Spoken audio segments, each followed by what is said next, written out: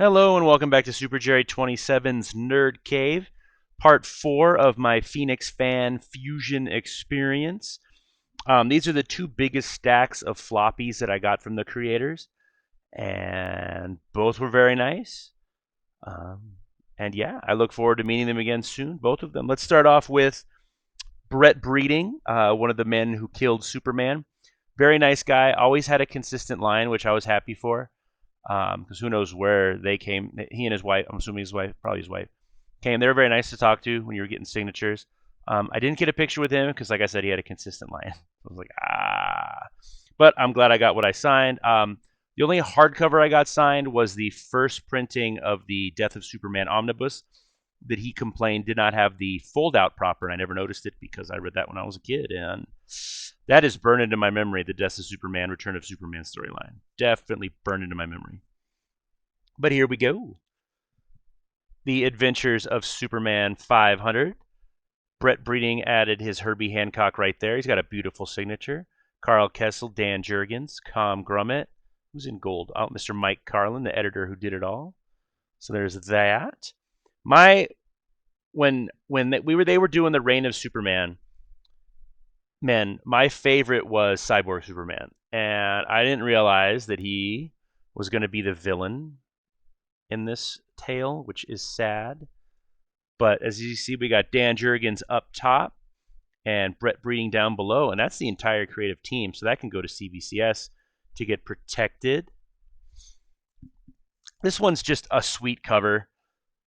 Signed by Dan Jurgens, Mike Carlin, and Brett Breeding could also letter comic books. That's gorgeous. And then, flip side, Death of Clark Kent, Mike Carlin, Dan Jurgens, and Brett Breeding. What number is this? Superman 100, 25 issues. So 2 years after they killed Superman, they killed Clark Kent. Poor bastard just can't catch a break. This one is cool. This one came out in 98. I would have been 19. Alex Ross was killing it. Everybody wanted stuff from Alex Ross. This is the Superman Forever lenticular cover. Look at that. They don't make comics like this anymore. And then added Carl Kessel already, Mike Carlin, and added Mr. Brett Breeding.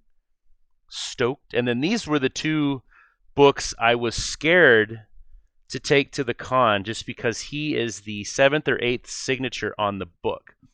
And that is the Superman Wedding. Mr. Breeding signed way up top, but as you can see, I've got legend Jim Mooney, George Perez, editor Mike Carlin, author Roger Stern, artist Dan Jurgens, Barry Kitson, and he dated it 98.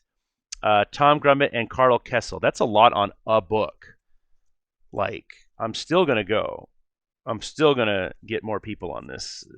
And then this one is also another cream of the crop book. It's the same issue, just like the Super Mega Special Edition. And I remember when I got this signed, once again, George Perez, Jim Mooney, Jan Jurgens, Roger Stern. Oh, come on, pick it up. Barry Kitson, Mike Carlin, and Tom Grummett. I remember when they signed this, none of them wanted to sign on the Shield, and then Brett Breeding's just like, fuck it, the Shield. And I'm looking at the back. I write who needs to do it, and I miss Klaus Janson on this one, and I'm fucking irritated right now because I could have added another person to this. But it's okay. There's always next time. This is definitely a prized possession. This may go in the safe. I'm going to rebag and board it and toss it in the safe. And then I met Mr. Tom King,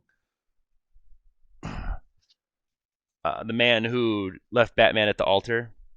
I'm not a fan of that. Sorry, I just never was. So I got Batman 69. 69, dude! Signed by Yannick Paquette, who drew it, and Tom King. That weird little squiggle is Tom King. And then this one I bought from him because I've never met Clayman, and it had Clayman's signature on it. So I got Clayman, Tom King, and next time this is a cover by David Finch, I'll have David Finch sign it for me. And then Batman and Catwoman. These are the two issues, or this is one issue he did with Mr. Liam Sharp, who's unfortunately moving across the pond, so I'll never get a chance to get him to sign this in person for a bit. And then another Clayman one. And then one of the sickest, if this is the right book, one of the sickest covers on Batman Catwoman is that, because I remember this from Batman Mask of the Phantasm. I don't know what's next. Oh, these feel like they're the Riddler One Bad Days. These have some stories to them. So the first one is the one with the story.